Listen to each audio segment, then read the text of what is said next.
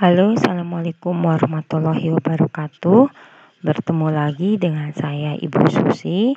Kali ini saya hendak melanjutkan topik kita tentang kinematika yang kemarin, yaitu yang mempelajari tentang besaran-besaran fisis dalam gerak tanpa mempelajari penyebab dari gerak tersebut. Selain gerak lurus beraturan, gerak lurus berubah beraturan, gerak peluru, sekarang saya akan menjelaskan tentang gerak melingkar. Dalam kehidupan sehari-hari kita banyak melihat gerak melingkar seperti gerak roda, kemudian gerak roller coaster, kemudian juga gerak jam atau ada gerak-gerak yang lain ya. Coba dipikirkan lagi apa ya yang kira-kira geraknya melingkar gitu ya. Nah, sekarang apa sih yang dimaksud dengan gerak melingkar? Gerak melingkar itu adalah gerak pada bidang dengan lintasannya berupa lingkaran. Itu yang dikatakan gerak melingkar.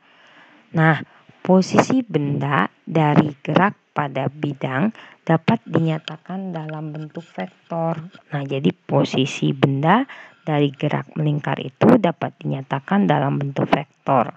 Vektor di mana R tebal T sama dengan R cos omega T ditambah theta 0 di vektor I ditambah sin omega T tambah theta 0 vektor C gitu ya.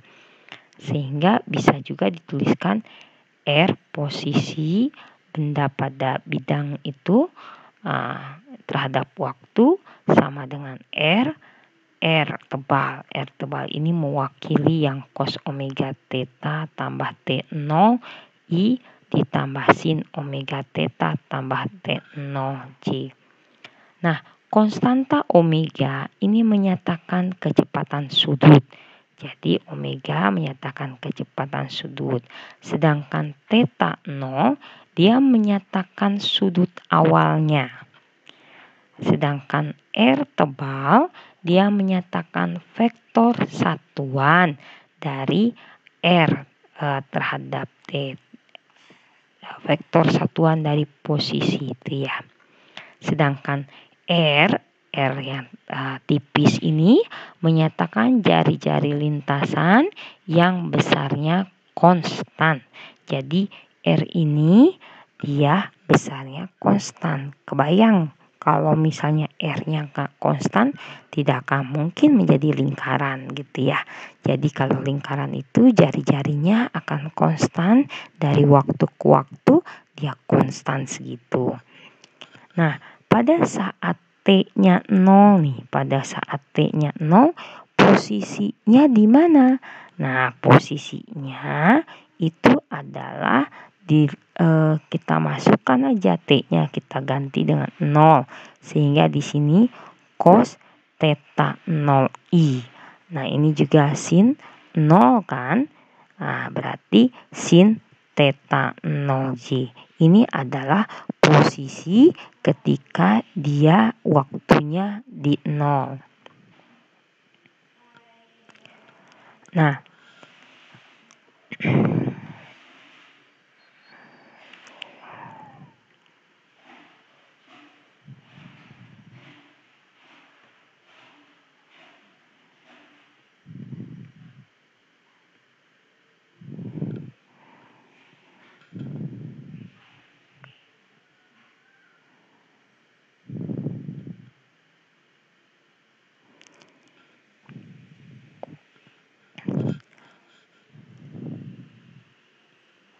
Nah, seperti ini ya. Oke, kita masuk. Kalau X0 itu adalah R dikalikan cos 0. Cos theta 0 gitu ya. Sedangkan di 0 I0 itu adalah sinus R kali sinus theta 0 kayak gitu. Ini di pelajaran trigonometri ya. Jadi kalau X0 itu artinya R kali cos theta 0, sinus Y0 itu berarti R kali sinus Y0. X0 dan Y0 adalah posisi awal. Arah putaran berlawanan dengan arah jarum jam. Nah, kayak gini. Itu koordinat polar. Untuk memudahkan perhitungan dalam mencari persamaan gerak rotasi, suatu posisi dapat dinyatakan dalam koordinat polar.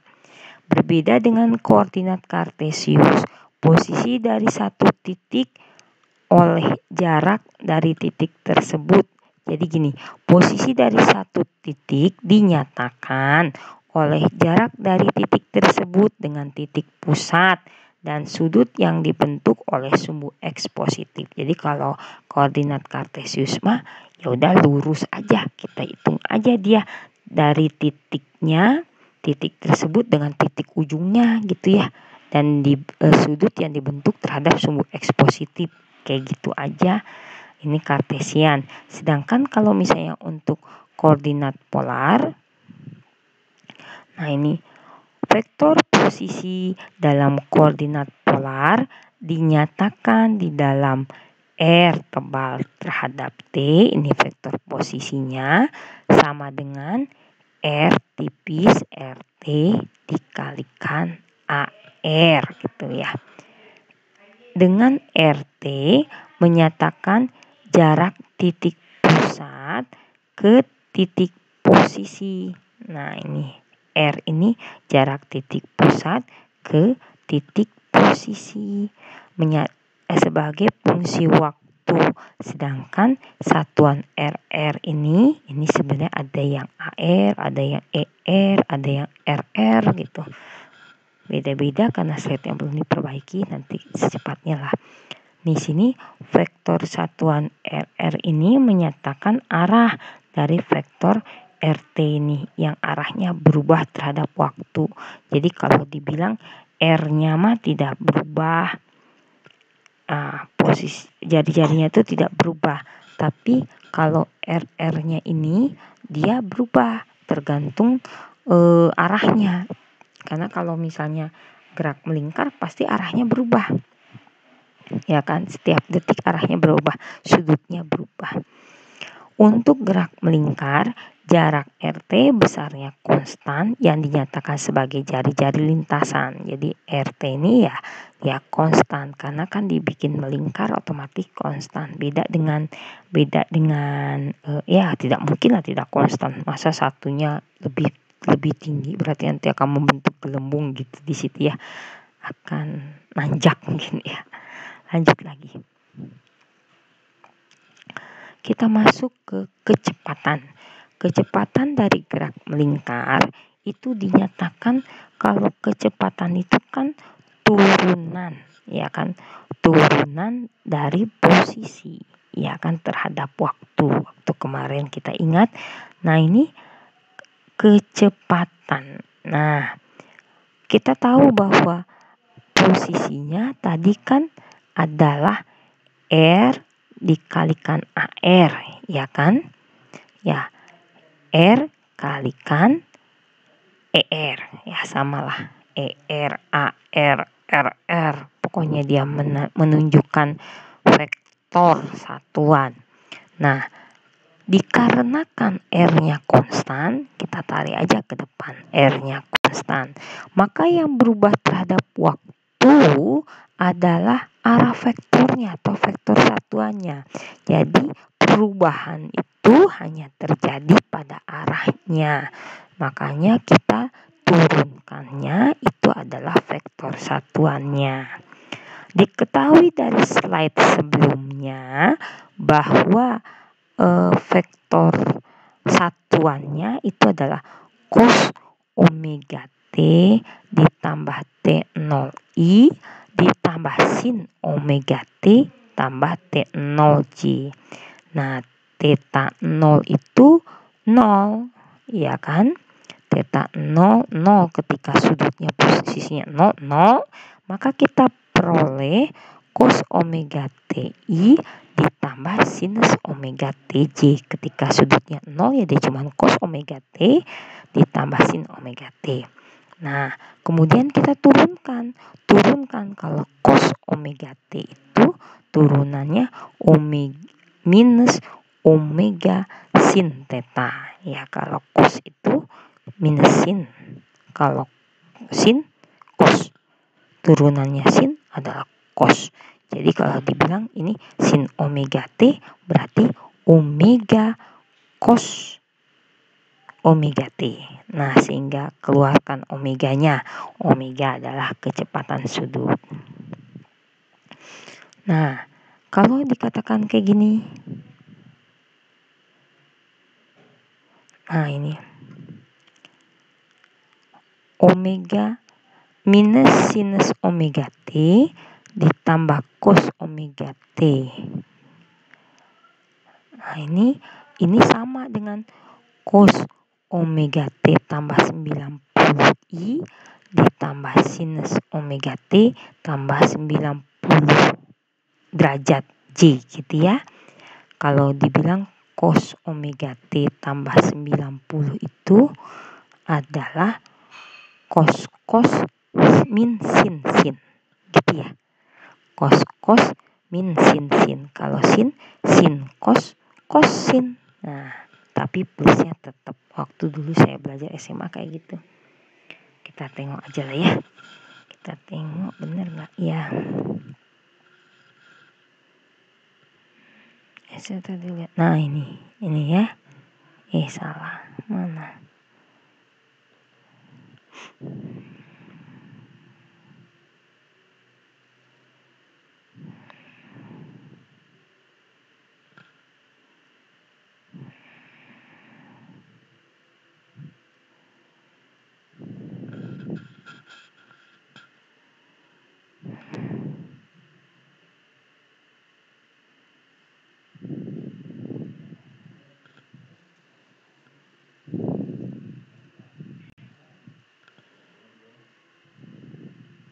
Nah, ini ya. Ini ada nih. Sin alfa tambah beta sin cos sin gitu ya. Kemudian sin cos sin, minusnya sama. Kalau ini cos A plus beta cos min, tapi min sin. Kalau ini cos plus sin kayak gitu. Kita lanjutkan lagi.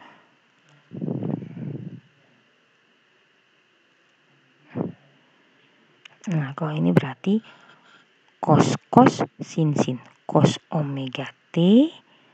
Nah, ditambah dikali cos 90, 0 kan ya. 0. Berarti cosnya 0. Min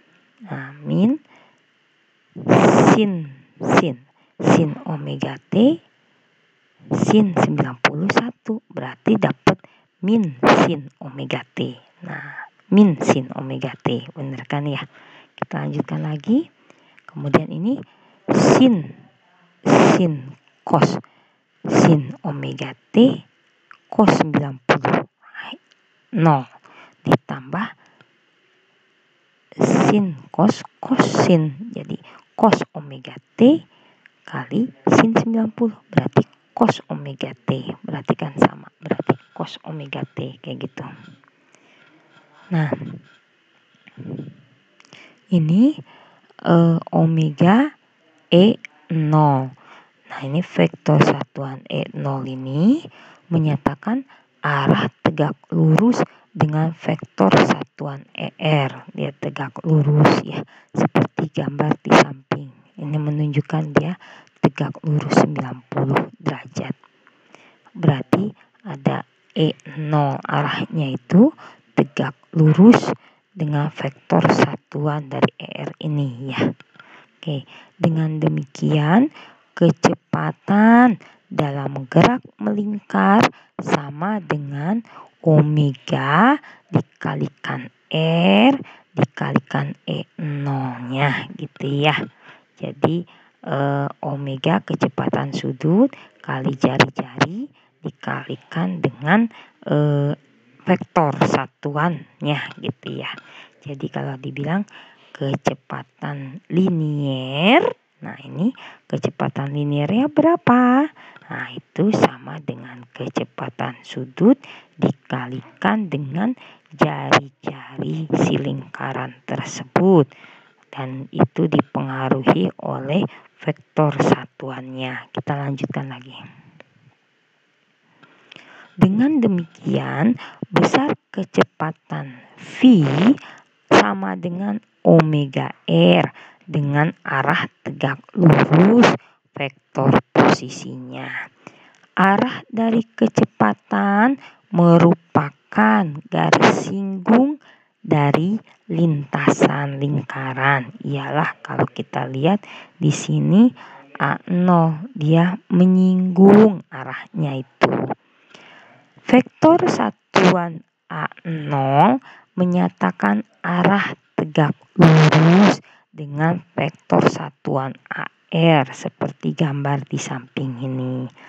Sehingga percepatan dari gerak melingkar, nah ini ya, gerak melingkar itu dinyatakan oleh kalau percepatan itu adalah perubahan kecepatan.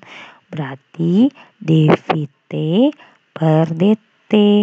Nah, kita tadi ingat kecepatan linier itu omega R dikalikan vektor satuan arahnya itu ya A0 diturunkan.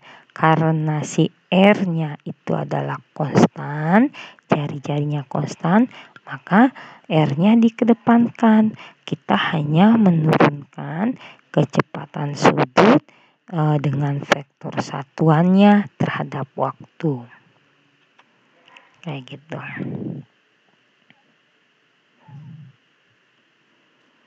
Nah, ini gerak melingkar beraturan. Nah, gerak melingkar beraturan terjadi jika omega atau kecepatan sudut yang menyatakan kecepatan sudutnya konstan. Jadi kecepatan setiap sudutnya itu dia konstan. Makanya dikatakan gerak melingkar beraturan GMB.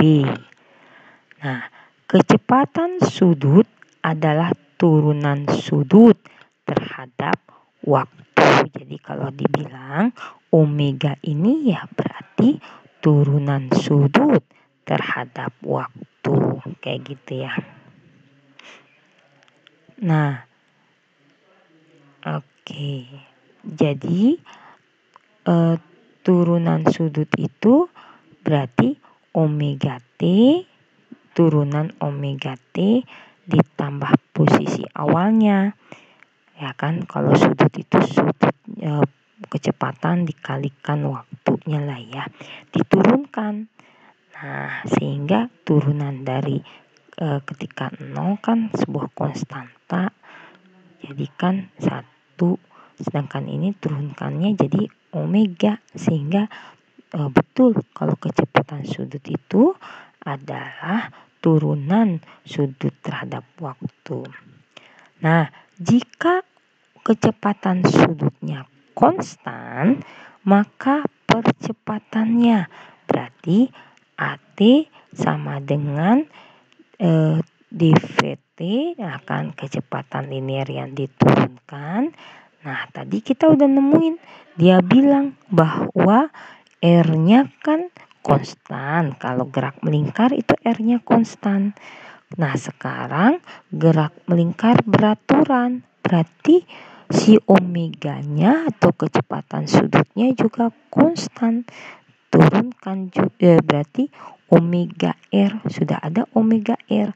Nah, berarti kita hanya menurunkan vektor satuan dari posisinya saja. Kayak gitu ya. Berarti kalau tadi yang ini oke.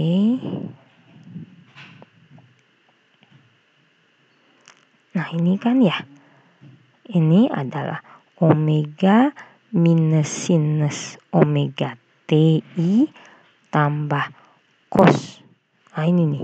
Ini kan cos omega T ditambah sinus omega T. Kayak gitu ya.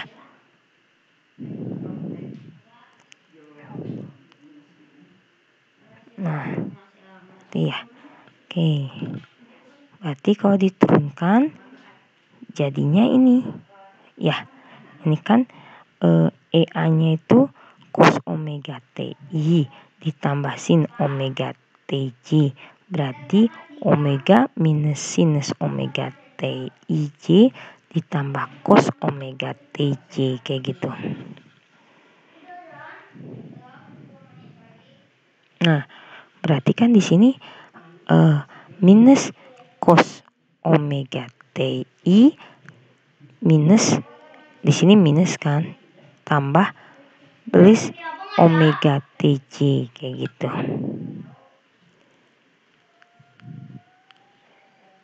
Ya. Oke. A0 kita lihat A0 tadi mana ya A0 tuh ya.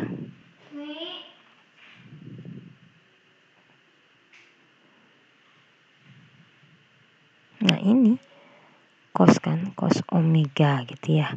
Kemudian diturunkan.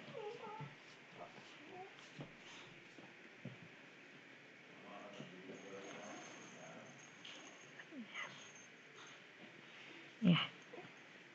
Turunkan terhadap waktunya. Jadi dapat minus omega AR gitu ya. Dengan demikian besar percepatan A itu omega kuadrat kali R karena A itu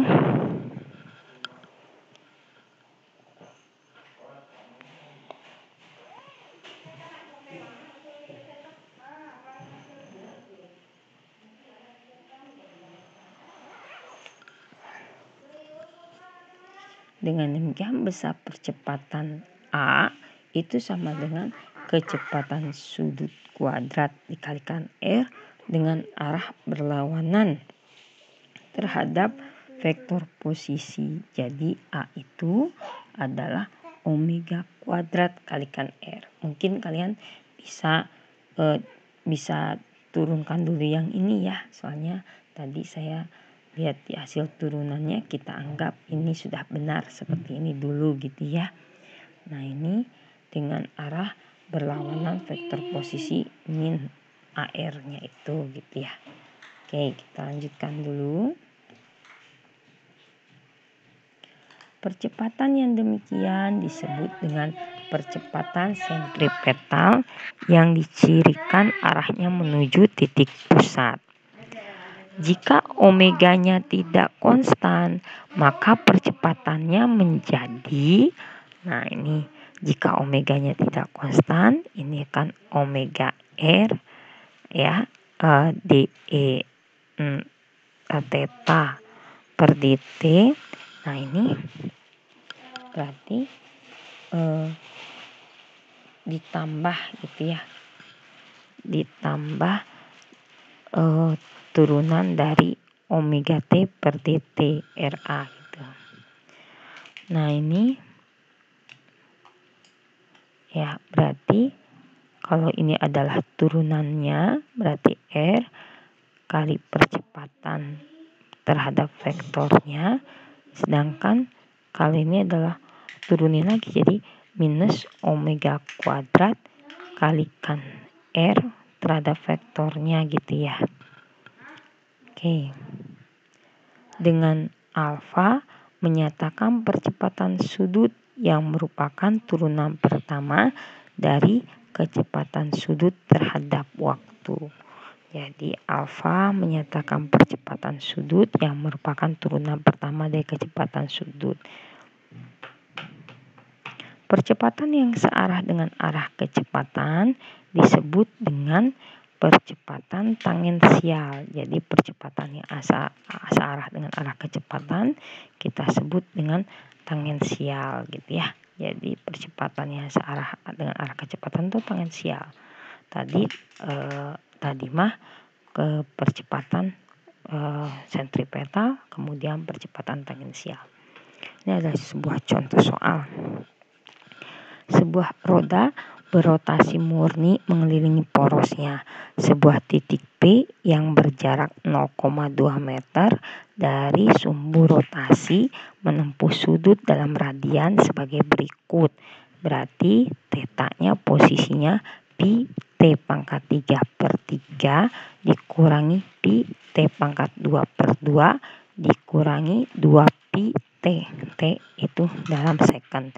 Tentukan kecepatan dan percepatan sudut pada P pada titik P pada saat T-nya 2 second.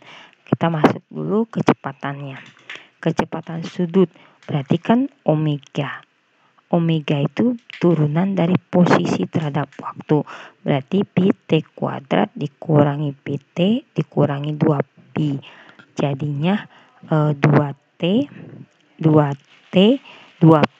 T dikurangi pi dikurangi 2 gitu ya. Nah, kalau sekarang dimasukin ini gitu ya, ini diturunkan gitu. Jadi 3 pi T pangkat 2 gitu ya, per 3 dikurangi 2 pi T per 2 dikurangi 2 pi gitu.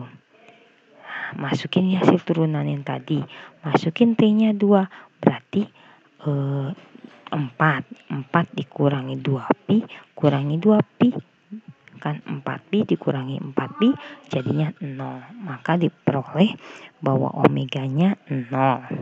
Itu kecepatan sudutnya.